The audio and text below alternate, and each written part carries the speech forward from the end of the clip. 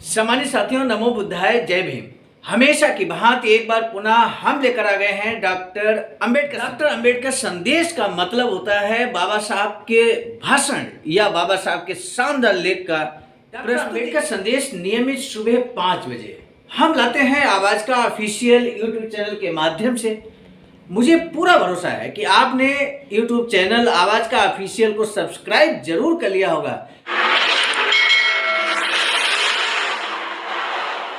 बाबा साहब के आंदोलन को समझने का यही एकमात्र डॉक्टर अंबेडकर संदेश के माध्यम से, बाबा साहब डॉक्टर अंबेडकर संपूर्ण वाङ्मय के माध्यम से, बाबा साहब के विभिन्न लेख, बाबा साहब के क्रांतिकारी भाषण हम आप तक नियमित। अंबेडकर संदेश में कभी बात होती है महार सत्याग्रह की, तो कभी बात होती है गोलमेज सम्मेलन की, कभी बात होती है मन स्मृति दहन की, तो कभी बात होती है भारतीय संविधान की, और कभी लेकर आते हैं बाबा साहब के ऐसे स्पीचेज जो बुद्धिज्म को लेकर क्रांतिकारी स्पीचेज बाबा साहब के होते हैं। तो इसलिए डॉक्टर अंबेडकर संदेश के साथ नियमित आप जुड़े रहेंगे, ऐसा मुझे पूरा विश्वास है। आज का डॉक्टर अंबेडकर संदेश बहुत ही खास होने वाला है। आज के डॉक्टर अंबेडकर संदेश में मिलेगा एक बड़ा संदेश, और ऐसा संदेश जो समाज के जन जागरण के लिए बेहद उपयोगी होगा। डॉक्टर अंबेडकर संदेश को लेकर हम उपस्थित हो चुके हैं। मैं हूं संजीत आर्य, राष्ट्रीय कोषाध्यक्ष आवाज का, नई दिल्ली। सम्मानित साथियों, आज का डॉक्टर अंबेडकर संदेश बहुत खास होने वाला है, इसलिए आपसे निवेदन है कि आज के डॉक्टर अंबेडकर संदेश को अंत तक जरूर बात कीजिएगा, क्योंकि हर डॉक्टर अंबेडकर संदेश में जो हम आपको आवाज़ का ऑफिशियल यूट्यूब चैनल के माध्यम से नियमित तौर पर लाते रहते हैं, तो हर डॉक्टर अंबेडकर संदेश में एक बड़ा संदेश छिपा होता है, और ऐसा संदेश जो न सिर्फ आपका ज्ञानवर्धन करता है बल्कि आपको वैचारिक रूप से बहुत मजबूती भी प्रदान करता है। इस तरह का डॉक्टर अंबेडकर संदेश हम नियमित लाते हैं। उसी क्रम में आज का डॉक्टर अंबेडकर संदेश अब हम जा रहे हैं प्रस्तुत करने। सम्मानित साथियों, स्थान Buddha Bodhisattva Ambedkar international centre BBIC, Sarnath, Varanasi, राज्य उत्तर प्रदेश, देश भारत से। सम्मानित साथियों, बात करें विषय का, महार सत्याग्रह परिषद। इस समय विषय चल रहा है बाबा साहब डॉक्टर अंबेडकर संपूर्ण वाङ्मय खंड 38 से। आज हम आपको बता दें, चूँकि ये पृष्ठभूमि, ये जो कार्यवृत्ति है महार सत्याग्रह परिषद की, ये बहुत बड़ी है, और बाबा साहब डॉक्टर अंबेडकर संपूर्ण वाङ्मय में पेज नंबर 94 से लेकर पेज नंबर 128 तक ये प्रकाशित है। ऐसे में इसको हमने 4-4 पेज में ब्रेक करते हुए लगभग 9 भागों में इसको ब्रेक किया हुआ है। आज जो भाग है वो हम आपको बता दें, चौथा भाग लेकर हम उपस्थित हुए हैं। चौथा भाग आप देख पा रहे हैं, एक पेज नंबर 105 से लेकर 108 तक का जो भी मैटर है, बाबा साहब का स्पीच है, हम कहें बाबा साहब का स्पीच है, जो हम लेकर आप तक उपस्थित हो रहे हैं। यदि आप वास्तव में बाबा साहब के अनुयायी हैं तो बाबा साहब के स्पीच को अंत तक जरूर सुनेंगे, ऐसा मुझे पूरा विश्वास है। सम्मानित साथियों, आइए देखते हैं क्या कुछ है बाबा साहब का स्पीच, जो हम तीसरे भाग से अब चौथे भाग में कंटिन्यू कर रहे हैं। और ये हम कंटिन्यू कर रहे हैं, हम आपको बता दें, बाबा साहब कहते हैं अपने भाषण में कि सद्गृहस्थों, उनकी आपसी स्थितियों में समानताएं दिखाई देती हैं। इतना ही नहीं तो उनके उद्देश्य में भी काफ़ी समानता है। ये फ्रांस में हुई क्रांति और वर्साय शहर में हुई संधि की बात बाबा साहब कर रहे हैं। फ्रांसीसी समाज के बीच संगठन, और ये 1789 की बात है, हम आपको बता दें। फ्रांसीसी समाज के बीच संगठन खड़ा करने के लिए ये सभा बुलाई गई थी। आज की ये सभा हिंदू समाज का संगठन करने के लिए बुलाई गई है। बाबा साहब कहते हैं, अर्थात ये संगठन किन सिद्धांतों के आधार पर खड़ा किया जाए, इस बारे में विचार विमर्श करने से पहले फ्रांसीसी लोगों की सभा ने फ्रांस देश का संगठन बनाने के लिए कौन सी नीति अपनाई और किन सिद्धांतों का आधार लिया गया, इस बारे में हम सबको जानना बहुत ज़रूरी है। बाबा साहब कहते हैं, उस फ्रांसीसी सभा का कामकाज हमारी आज की सभा के कामकाज से बहुत विस्तृत था। फ्रांसीसी लोगों की इस सभा को राजनीतिक, सामाजिक और धार्मिक स्तर पर 3 पहलुओं वाला संगठन बनाना था। हमें सिर्फ सामाजिक और धार्मिक संगठन कैसे बनेगा, इस बारे में सोचना आवश्यक है। फिलहाल राजनीतिक संगठनों से हमारा कुछ भी लेना देना नहीं है, बाबा साहब इस बात को कहते हैं। आगे क्या कुछ है वो भी हम देखते हैं। बाबा साहब कहते हैं धार्मिक और सामाजिक संगठन के संदर्भ में इस फ्रेंच सभा ने क्या किया, यही हमें देखना है। इस फ्रांसीसी सभा की सामाजिक और धार्मिक संगठनों के बारे में क्या नीति थी, इसका पता उसके द्वारा निकाले गए 3 महत्वपूर्ण घोषणा पत्रों से किसी को भी चल सकता है। उनका पहला घोषणा पत्र, आइए देखते हैं पहला घोषणा पत्र क्या था। 17 जून 1789 को जारी किया गया। ये घोषणा पत्र फ्रांस देश के वर्णाश्रम धर्म के संदर्भ में था। फ्रांसीसी समाज त्रिवर्णी था। ये हम पहले ही आपको बता चुके हैं तीसरे भाग में। घोषणा पत्र के जरिए त्रिवर्णी समाज व्यवस्था को हटाकर समाज को एक वर्णी बनाया गया। इतना ही नहीं, राजनीतिक सभागार में इन 3 वर्णों के लोगों के लिए जो अलग अलग बैठने की जगह तय की गई थी, उस व्यवस्था को खत्म कर दिया गया। दूसरा घोषणा पत्र धर्म उपदेशकों के बारे में था। पुरातन रूढ़ियों के मुताबिक धर्म उपदेशकों की नियुक्तियां अथवा उन्हें हटाना राष्ट्र के दायरे में नहीं था। पोप जैसे विदेशी धर्म अधिकारी की ही इस मामले में चलती थी। पोप जैसे धर्म उपदेशक नियुक्त करे वही धर्म उपदेशक बनता था। फिर जिन्हें वह उपदेश देता उनकी नज़र में भले वह उस पद के योग्य हो अथवा न हो, घोषणा पत्र के द्वारा धर्माधिकारियों की इस स्वयंभू सत्ता को हटा दिया गया।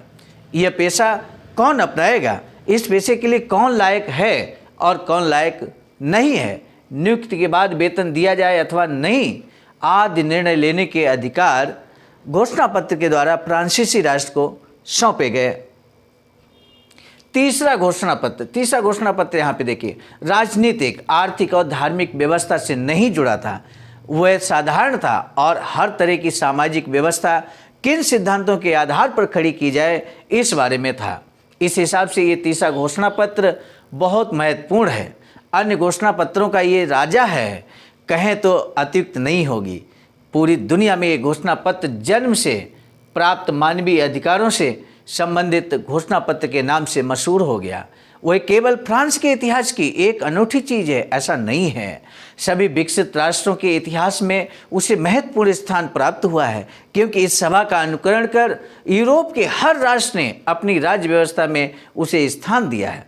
इसलिए ऐसा नहीं है कि उसके कारण केवल फ्रांस में ही क्रांति नहीं हुई, बल्कि उसके कारण पूरी दुनिया में क्रांति आई है, ऐसा कहना योग्य होगा। इस घोषणा पत्र में कुल 17 धाराएं हैं। उनमें से कुछ महत्वपूर्ण धाराएं आगे हम दे रहे हैं। बाबा साहब कहते हैं आपको भी ध्यान देना होगा कि आखिर क्यों महार सत्याग्रह आंदोलन के बीच में बाबा साहब को ये फ्रेंच की जो क्रांति है, फ्रांस की जो क्रांति है 1789 की, उसको उदाहरण के तौर पर विस्तार से बताने की आवश्यकता क्यों पड़ी यहाँ पर, ये महत्वपूर्ण बात है। और क्या फ्रांस की क्रांति है, उसके बारे में भी हमारा ज्ञानवर्धन तो होता ही है और एक बड़ा संदेश भी मिलता है। तो बाबा साहब ने चूँकि पूरे देश दुनिया के क्रांतियों का अध्ययन किया, पूरे देश दुनिया के संविधानों का अध्ययन किया, क्या नहीं अध्ययन किया बाबा साहब ने। बाबा साहब एक किसी स्पीच में ये सजेस्ट करते हैं कि हर बुद्धिजीवी व्यक्ति को जो समाज को मार्गदर्शन नेतृत्व दे सकता है, उसको एक दिन में एक दो किताबें तो पढ़ ही लेना चाहिए। हम लोग 1-2 पेज पढ़कर थक जाते हैं। बाबा साहब कहते हैं कि नहीं, प्रतिदिन 1 या 2 किताबें पढ़ लेना चाहिए। मतलब एक किताब अगर आप पढ़ रहे हैं, शुरुआत की है, तो वो उसका जब तक एंड ना हो जाए आपको पढ़ना चाहिए, तभी आपको कंप्लीट संदेश मिलता है। इसी तरह से डॉक्टर अंबेडकर संदेश भी है, जब तक कि पूरा डॉक्टर अंबेडकर संदेश समाप्त ना हो जाए, वीडियो समापन ना हो जाए, तब तक आपको अंत तक जुड़े रहना चाहिए। जो धाराएं यहाँ पर बाबा साहब जिक्र कर रहे हैं, पहली धारा बहुत महत्वपूर्ण है। बाबा साहब कहते हैं सभी इंसान जन्म से समान होते हैं और मृत्यु पर्यंत समान दर्जे के ही रहेंगे। जनहित के कारणों से ही उनके दर्जे में अंतर किया जा सकता है, बाकी मामलों में सभी का दर्जा एक समान होना चाहिए। बाबा साहब दूसरा यहाँ पर जो फ्रांस की क्रांति का है दूसरा प्रस्ताव है, उसकी बात कर रहे हैं। कह रहे कि उपरोक्त जन्मसिद्ध अधिकारों को कायम बनाना ही राजनीति का अंतिम उद्देश्य होना चाहिए। पूरे देश दुनिया में, पूरे भारत में ये जो पहला पॉइंट है, इस बात को हमें ध्यान देना है। पूरे बल्कि विश्व ने इसका अनुकरण किया। अभी हम आगे आपको बताने वाले हैं कि इंसान जन्म से समान होता है और मृत्यु पर्यंत वो समान रहेगा। किसी जनहित के कारण के आधार पर भेदभाव करना अलग चीज़ है, लेकिन और किसी भी बाकी मामलों में सभी का दर्जा एक समान होना चाहिए। ये कैसे तय होगा, यहाँ पर ये बात की जा रही दूसरे बिंदु में कि उपरोक्त जन्मसिद्ध अधिकारों को कायम बनाना ही राजनीति का अंतिम उद्देश्य होना चाहिए। ये बात यहाँ पर दूसरे प्रस्ताव में है। तीसरा जो बिंदु है उसको हमें समझना है। तीसरी धारा है, सभी इंसान सर्वाधिकार की मातृभूमि है। किसी भी व्यक्ति के, समुदाय के, वर्ग के विशिष्ट अधिकार अगर जनता के द्वारा दिए हुए नहीं हो तो अन्य किसी आधार पर, फिर भले वे राजनीतिक आधार हो या धार्मिक आधार हो, उन्हें मान्यता नहीं दी जाएगी।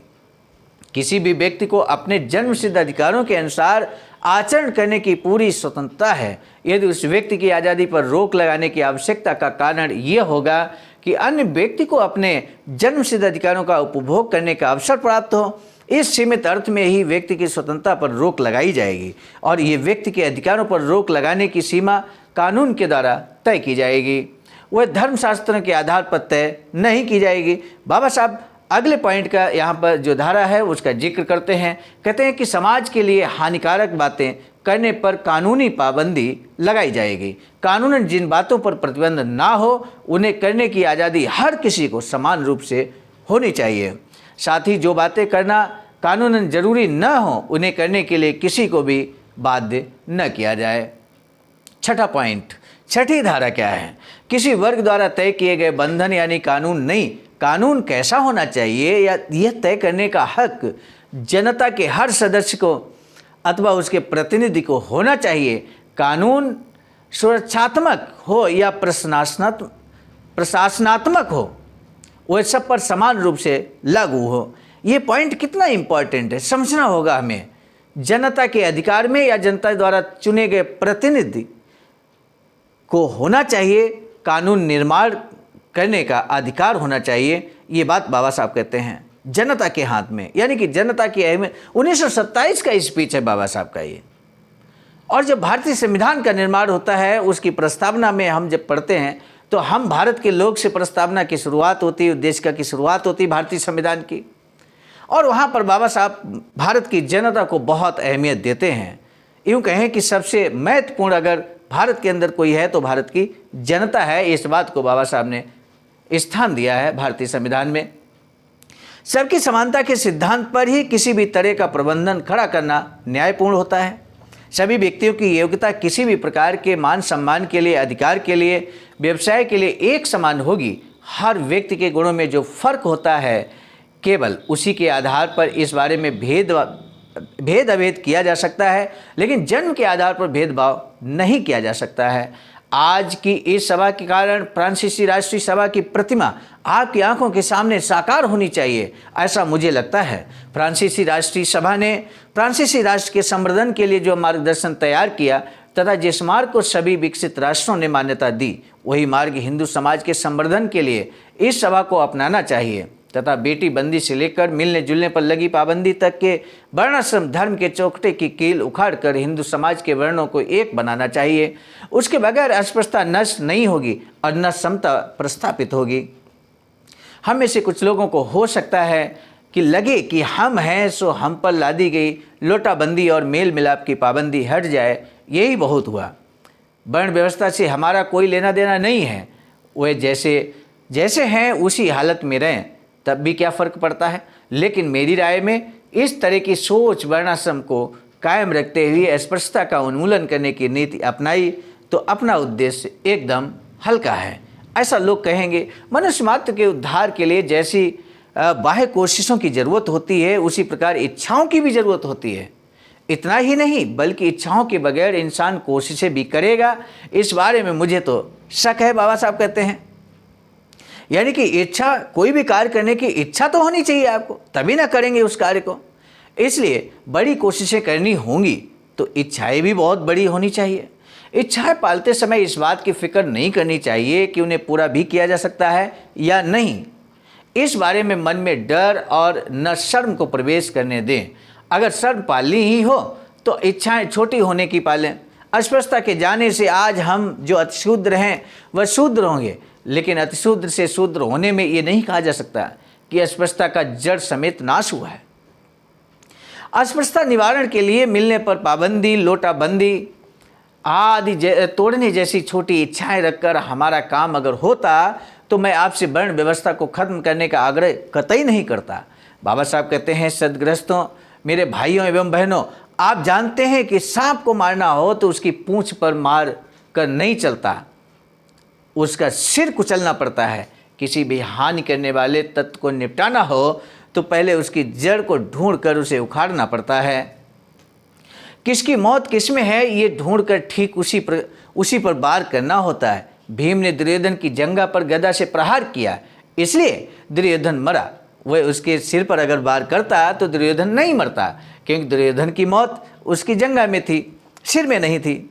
तो बाबा साहब कहते हैं कि समस्या का सही आपको पॉइंट पकड़ना है। आखिर प्रॉब्लम कहाँ पर है और वहीं पे वार करेंगे तो समस्या सॉल्व हो जाएगी। शरीर के रोग की मृत्यु किसमें है, इस बात का पता न चलने के कारण वैद्य कई द्वारा किए गए इलाज किस प्रकार बेअसर होते हैं, इसके कई उदाहरण हम देखते हैं। उसी प्रकार सामाजिक रोग का सही इलाज क्या है, इसका पता न चलने से उसका परिहार करने के लिए की गई सारी कोशिशें बेकार चली जाने के उदाहरण इतिहास में लिखे न जाने के कारण हमें देखने को नहीं मिलते हैं। फिर भी बाबा साहब कहते हैं कि इस तरह का एक उदाहरण मेरे ध्यान में आया है, जिसे मैं आपको बता रहा हूँ। यूरोप के प्राचीन राष्ट्र रोमन में पेट्रिशियन और प्लेबियन नाम के दो वर्ग थे। ये ऐतिहासिक बातें हैं, ये कोई आपको नहीं बताएगा।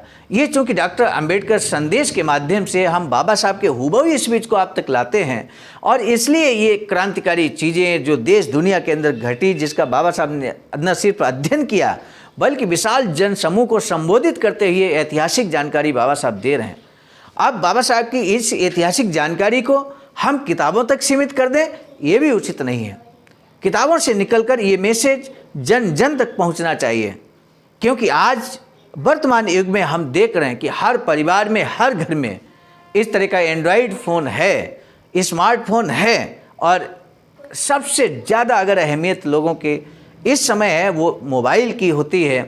हर समय 24 आवर्स मोबाइल आपके पास रहता है, और मोबाइल का यूज हम समाचार देखने या सामाजिक कार्यक्रमों को देखने के लिए भी करते हैं, और उसी का ये हिस्सा डॉक्टर अंबेडकर संदेश है। इसीलिए तो हम बार बार आपसे निवेदन करते हैं कि बाबा साहब के इस स्पीचेज को, यानी कि ऐतिहासिक जानकारी को, यूँ कहें कि हमारा बहुजन जो इतिहास है उसको हम आप तक लाते हैं। और यही कारण है कि आपसे निवेदन हम इस बात का करते हैं कि हर डॉक्टर अंबेडकर संदेश को, जितने भी आपके पास व्हाट्सएप ग्रुप हैं, आपके पास जितने भी व्यक्तिगत लोग हैं जो डॉक्टर अंबेडकर मिशन और बाबा साहब के अनुयायी हैं, तथागत बुद्ध के अनुयायी हैं, बहुजन महापुरुषों के अनुयायी हैं, तो उनको ज़रूर शेयर कर देना चाहिए डॉक्टर अंबेडकर संदेश। इससे क्या होगा, हमारा जो बाबा साहब के विचारों का प्रचार प्रसार होगा, तथागत बुद्ध की विचारधारा का प्रचार प्रसार होगा, बहुजन महापुरुषों को आंदोलन जन जन तक पहुँचेगा। यही एक सशक्त माध्यम है। तो ये जो ऐतिहासिक जानकारी बाबा साहब दे रहे हैं, आइए देखते हैं क्या कुछ जानकारी बाबा साहब ने दी है। बाबा साहब कहते हैं, यूरोप के प्राचीन राष्ट्र रोमन में पेट्रिशियन और प्लेबियन नाम के दो वर्ग थे। इनमें से पेट्रिशियन उच्च कुलीन थे और प्लेबियन निम्न वर्ग के थे। पेट्रिशियन वर्ग के हाथ में पूरी सत्ता थी। इस सत्ता के बल पर वे प्लेबियन लोगों के साथ बहुत बुरा बर्ताव करते थे। इस परेशानी से मुक्त होने के लिए उन्होंने एकता के बल पर आग्रह किया कि मनमानी का कानून रद्द कर सबकी जानकारी के लिए और न्यायालय की सहूलियत के लिए कानून लिखित स्वरूप में हो, उसे लिखा जाए। प्लेबियन प्रतिपक्ष के पेट्रिशियन लोग इस बात के लिए राजी हुए। 12 कानूनों की एक तख्ती लिखी गई, लेकिन इतना कार्य करने भर से प्लेबियन लोगों की जो परेशानियां हैं वो खत्म नहीं हुई, क्योंकि उन कानूनों पर अमल करवाने वाले सभी अधिकारी पेट्रिशियन वर्ग के थे। यही नहीं तो रोमन राष्ट्र का मुख्य अधिकारी, जिसे ट्राइब्यून कहा जाता था, वह भी पेट्रिशियन ही था। इसलिए कानून एक ही होने के बावजूद उस पर अमल करते हुए पक्षपात होता ही रहता था। सो आखिरी उपाय के तहत उन्होंने पेट्रिशियन लोगों के सामने मांग रखी कि रोमन राष्ट्र का कामकाज एक ट्रिब्यून के हाथ में रहने की जगह 2 के हाथ में हो। इनमें से एक ट्रिब्यून का चुनाव पेटिशियन लोग करें और दूसरे का चुनाव प्लेबियन लोग करें। उनकी ये मांग भी पेटिशियन लोगों ने स्वीकार कर ली। प्लेबियन लोगों को लगा कि अपने सभी क्लेशों का निवारण हुआ ही है, वे खुश हुए, लेकिन उनकी खुशी ज़्यादा दिनों तक टिकी नहीं। रोमन लोगों में ऐसी रीत थी, ग्राम देवता डेल्फी की मर्जी के बगैर कोई बात नहीं करनी है। इसलिए ट्रिब्यून अगर चुना भी गया तो भी अगर वह डेल्फी को पसंद नहीं आया तो उस चुनाव को रद्द कर दोबारा चुनाव करना पड़ सकता है। देवता को शगुन लगाने का काम जिस पुरोहित के जिम्मे होता था, उसके चुनाव के बारे में रोमन समाज में एक संकेत हुआ करता था। रोमन समाज में शादी करने के कई तरीके थे। उनके शास्त्रों के अनुसार उनमें से कन्फेरिशियों तरीके से उनका जिनका विवाह हुआ हो, ऐसे माता पिता से जिनका जन्म हुआ हो, केवल वही डेल्फी का पुरोहित बन सकता है। कॉन्फेराशियो तरीके से शादी करने की रीत सिर्फ पेटिशियन लोगों में थी, इसीलिए डेल्फी का पुरोहित पेटिशियन वर्ग का ही हुआ करता था। इस पुरोहित की कार्रवाई से अंत में हुआ यह कि अगर प्लेबियन लोग अपने किसी कट्टर पुरुष को अपनी ट्रिब्यून के रूप में चुनते तो देवता डेल्फी शगुन नहीं देती थी। ट्रिब्यून के लिए प्लेबियन लोगों द्वारा चुना गया पुरुष अगर पेटिशियन लोगों के हितों की रक्षा करने वाला या दब्बू हो तभी देवी उसके नाम से शगुन देती और उसे अधिकार पाने का मौका मिलता। ऐसे में सोचिए कि ट्रिब्यून चुनने का अधिकार पाकर भी प्लेबियन लोगों को आखिर क्या मिला? कहना पड़ेगा कि कुछ भी नहीं। उनकी कोशिशें नाकाम रही, इसलिए कि समस्या की जड़ क्या है ये खोजने की उन्होंने कोशिश नहीं की। इस बात का अगर उन्हें पता होता तो अपने ट्रिब्यून की मांग करते समय ही वे इस सवाल को भी हल कर लेते कि पुरोहित कौन होगा। समस्या का हल सिर्फ ट्रिब्यून मांगने में नहीं था। ये वे समझ नहीं पाए कि समस्या का हल असल में पौरोहित छीनने में था। हमें भी अस्पृश्यता को खत्म करने का उपाय ढूंढते हुए इस रोग की जड़ किसमें है इसका पता करना चाहिए, वरना हमारे हाथ भी वही सब होने का डर है, हम भी निशाना चूक जाएंगे। सम्मानित साथियों, आज का डॉक्टर अंबेडकर संदेश समाप्ति की ओर है और हम आपको बता दें, बाबा साहब का यहाँ पर कहते हैं कि आखिर अस्पृश्यता को खत्म करने का उपाय क्या है, असली जड़ क्या है, समस्या कहाँ पर है। आप भी कमेंट बॉक्स में जरूर बताइएगा कि आखिर अस्पृश्यता निवारण के लिए हम क्या उपाय कर सकते हैं। बाबा साहब ने क्या समाधान बताया, कल के वीडियो में हम जरूर आपको बताएंगे, लेकिन अभी आपसे हम निवेदन करते हैं कमेंट बॉक्स में जाकर ये जरूर बताइए कि आखिर अस्पृश्यता की जड़ कहाँ पर है। और जब जड़ पता लग जाएगी, समस्या की जड़ पता लग जाएगी, तो समस्या का समाधान भी आसानी से हम ढूंढ पाएंगे, पता कर पाएंगे। सम्मानित साथियों, आज का डॉक्टर अंबेडकर संदेश समाप्त करने से पहले हम आपको बता दें कि कैसा लगा डॉक्टर अंबेडकर संदेश, ये जरूर बताइएगा कमेंट बॉक्स में।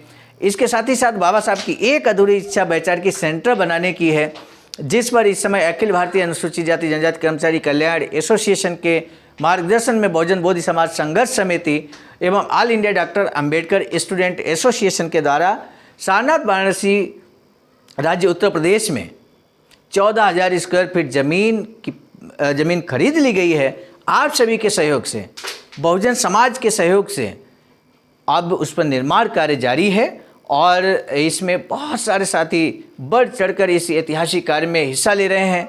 लगातार धमदान हो रहा है। कई बार साथी कहते हैं कि अकाउंट नंबर क्या है, तो स्क्रीन पर हमने दे दिया है अकाउंट नंबर। SBI का बहुजन बोधि समाज संघर्ष समिति के नाम से अकाउंट है। यदि आप भी इस बैचार की सेंटर में धमदान करना चाहते हैं तो आपका हार्दिक स्वागत है। आप स्वेच्छा अनुसार अपनी क्षमता के अनुसार इसमें धमदान कर ऐतिहासिक कदम जरूर उठा सकते हैं। आने वाली पीढ़ियां निश्चित रूप से आपको सम्मान के साथ याद करेंगी। जब शिलालेख लगेगा उसमें आपका नाम जरूर दर्ज किया जाएगा। सम्मानित साथियों, हम बता दें आज का डॉक्टर अंबेडकर संदेश हम लेकर आए थे आप तक मिशन नायक बुद्ध मित्र मुसाफिर सर, राष्ट्रीय महासचिव आवाज का, नई दिल्ली की प्रेरणा में। साथ ही साथ डॉक्टर अंबेडकर संदेश जो ये डिजिटल फॉर्म में आप देख पा रहे हैं, मैसेज के रूप में संकलनकर्ता के रूप में परम आदरणीय विजय कुमार बौद्ध जी, प्रांतीय कोषाध्यक्ष आवाज का बिहार, और प्रस्तुतकर्ता के रूप में मैं स्वयं सर्वजीत आर्य, राष्ट्रीय कोषाध्यक्ष आवाज का, नई दिल्ली। पुनः मिलेंगे नए डॉक्टर अंबेडकर संदेश के साथ। तब तक के लिए सादर नमो बुद्धाय। जय